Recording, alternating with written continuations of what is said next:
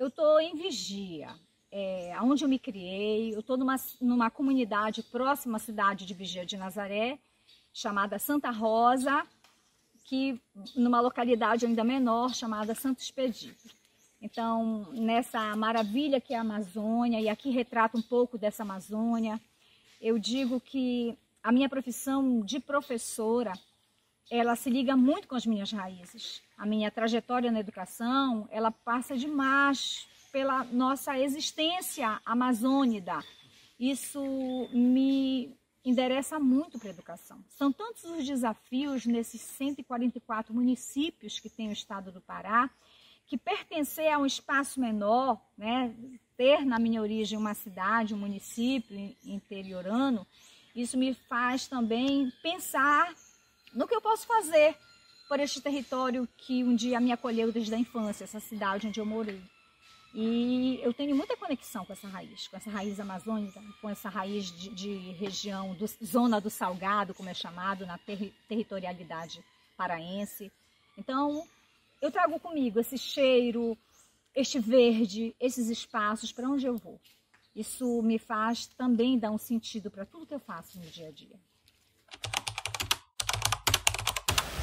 Professora, nos conte quando e como surgiu o desejo pela docência.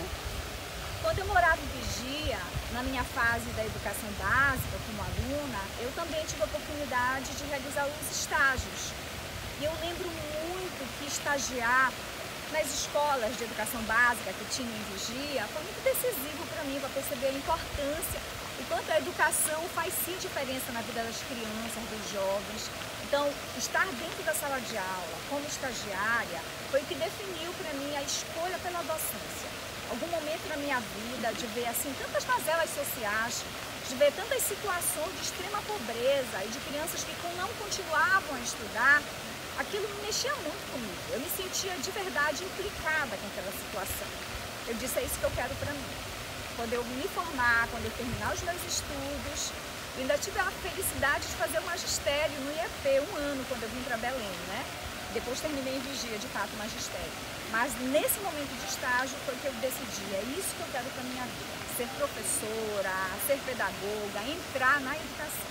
Quando a senhora era estudante, teve algum professor que lhe inspirou a tomar essa decisão? Teve sim. Tem uma freira, a irmã Norberta, que trabalhava numa escola educandária, Nossa Senhora das Neves, onde eu comecei a estudar enquanto criança, né? Uma escola particular, depois ficou conveniada. E nesse momento eu ficava extremamente admirada de ver o quanto ela se envolvia no trabalho com os alunos. Ela levantava um pouquinho o hábito de freira, jogava bola com a gente, jogava queimada, que é o cemitério que a gente chama aqui no Pará. Ela era muito envolvida e aquilo me deixava assim vislumbrada de ver o quanto um professor podia ter uma vida na escola muito próxima dos alunos. E uma outra professora que foi bem referência para mim foi a professora Rosa, também de escola pública. Ela não ficava conformada de ver alguns alunos que passavam não ir para a escola. E o que a gente chama hoje de busca ativa, a gente já fazia há algum tempo lá em Vigia. A gente saía de casa em casa procurando saber por que o aluno está faltando, se adoeceu, por que não está indo. E aquilo também me marcava muito, o interesse de trazer o aluno de volta para a escola. Então eu lembro dessas duas referências, a irmã Norberta, Preciosina, e a professora Rosa. Professora, nos conte o que você ainda tem vontade de aprender. Humanamente, pensando nos caminhos de educação, eu poderia dizer que eu vivi assim, experiências muito marcantes na minha vida como professora. Quando eu estava terminando o meu mestrado, eu tive a felicidade de apresentar um trabalho na Universidade do Minho, em Portugal, em Braga. E foi uma experiência maravilhosa ir para lá, falar sobre a educação. E quando eu estava também no meio do meu doutorado em educação, eu tive também a felicidade de apresentar um trabalho junto com outros amigos na Universidade de Milão, e na Itália, na Sacro Cuore. Mas eu digo com absoluta certeza que essas não foram as experiências mais marcantes na minha vida, apesar de terem sido muito importantes.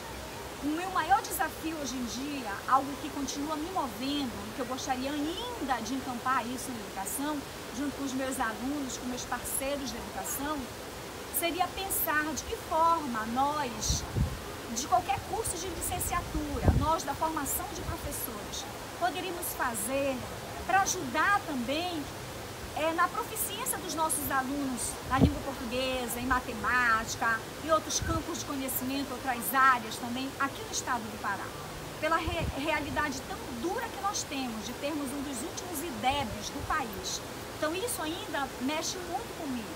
E a vontade de fazer uma espécie de formação que ajude a ir ao encontro dessas proficiências é muito grande. Eu tenho certeza que eu vou ter parceiros ainda na minha vida profissional que vão encampar um trabalho dessa natureza comigo. Conte, qual foi a maior dificuldade para a senhora lecionar na escola pública? Eu acredito que é uma dificuldade que de alguma forma permanece ainda hoje. É nós, professores, não esquecermos que um dia nós somos alunos também. E a gente precisa muito caminhar no dia a dia nessa perspectiva. Saber que aquilo que a gente busca fazer não é para um palco de atuação do professor, não é para uma performance de professor, mas é para ir ao encontro de alguém que está lá na frente, que está lá na ponta, que é um aluno. E que um dia nós já fomos ciosos desse lugar, nós já tivemos as nossas necessidades enquanto aluno e não fomos assistidos pela nossa escola, já tivemos as nossas dificuldades e facilidades em conhecimentos e não fomos enxergados também pelos nossos professores. Então a gente nunca esquecer como professor nossa perspectiva de aluno também, e um dia. E como a gente sempre fala na pedagogia, uma vez professor, eternamente aluno, né? Porque a gente estuda o tempo todo. Então a dificuldade que eu enxergo hoje em dia é essa. Muitas vezes a gente se afasta, a gente fica muito imerso somente na pesquisa e não faz relação com as nossas pesquisas com o que acontece de real na escola, com as necessidades reais da escola. E a gente fica muito como ser do suposto saber, como chama Freud, e deixa de lado a empatia, deixa de lado a necessária atmosfera que precisa ser criada na escola, nos nossos trabalhos, para ir ao encontro dos alunos, ao encontro das famílias, ao encontro também dos outros professores. Professora, nos conte, como foi dar aula na pandemia e quais os hábitos mudaram depois que as aulas voltaram para o presencial?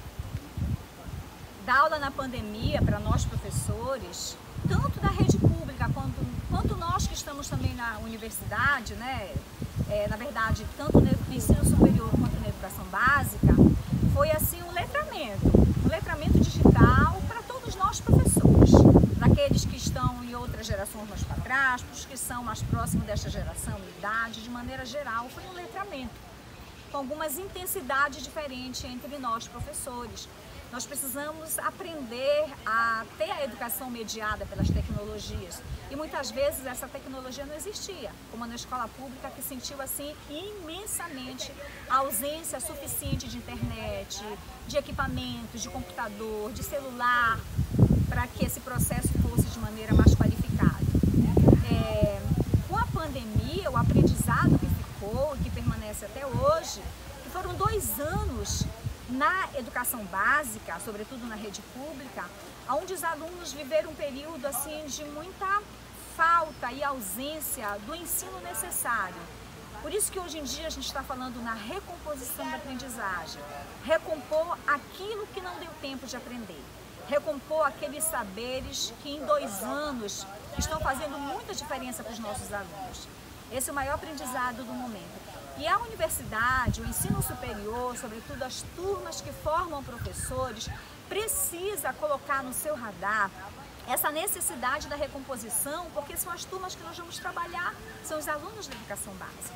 Então, a necessidade aprendida com a pandemia é de trabalhar nos nossos currículos de formação de professores a recomposição da aprendizagem dos alunos que estão lá na educação básica.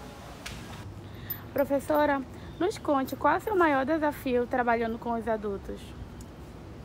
Na educação com adultos, né, na andragogia, a gente vive assim um momento chamado a educação para toda a vida, que é o que o autor da andragogia, Knowles, muito nos ensina. Eu diria que o maior desafio é ajudar os meus alunos, as minhas alunas, a acreditarem em si mesmo, pelo tempo que deram muitas vezes, né, parados, sem o estudo, a volta ao estudo, por vários motivos, entre eles a vida profissional, faz com que eles achem ou cheguem na universidade acreditando que estão ali, mas que não é bem para eles esse lugar. Então, fazê-los acreditar que qualquer momento é tempo de estudar, qualquer momento é tempo de sonhar em concluir os estudos, seja na educação básica, seja o acesso ao ensino superior, é um desafio.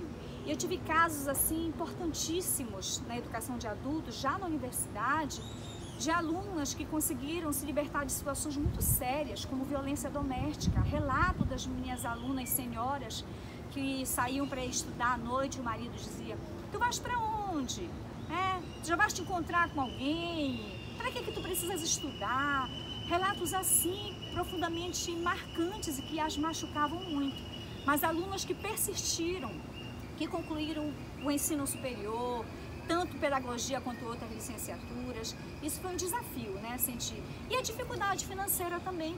A gente sabe que muitos pegam ônibus, chegam na universidade, às vezes chegam na educação básica, com dificuldade até desse dinheiro do ônibus, de uma alimentação suficiente durante o dia, para depois das jornadas de trabalho estarem estudando. Isso é bem difícil. Claro, quando a gente fica sabendo desses casos, isso nos mobiliza como professores, a gente tenta assim fazer alguma coisa, tá? Então, o caso de acreditar em si, como diz Paulo Freire, na educação, ela é libertadora. Quando a educação da gente não é libertadora, o sonho da pessoa é se tornar opressor novamente. Então, a educação precisa ser libertadora. E esse é o grande ganho dos alunos adultos quando voltam a estudar. Os verdadeiros homenageados são cada um de vocês, de nós professores, pelo que a gente consegue fazer nos espaços onde nós estamos, onde a gente faz questão de ocupar a vida dos nossos alunos, ir ao encontro do verdadeiro sentido da educação, do que eles buscam, do que eles sonham, se implicar com isso. Todos os recursos da natureza um dia perecem, infelizmente um dia podem acabar. O único recurso que nunca vai acabar no mundo é o conhecimento, é a educação. E esse recurso, professores, passa pelas minhas mãos, passa pelas mãos de cada um de vocês. A educação, ela transforma. A educação é libertadora. A educação, ela marca a vida. A educação muda o mundo porque muda as pessoas. Vale a pena ser professor.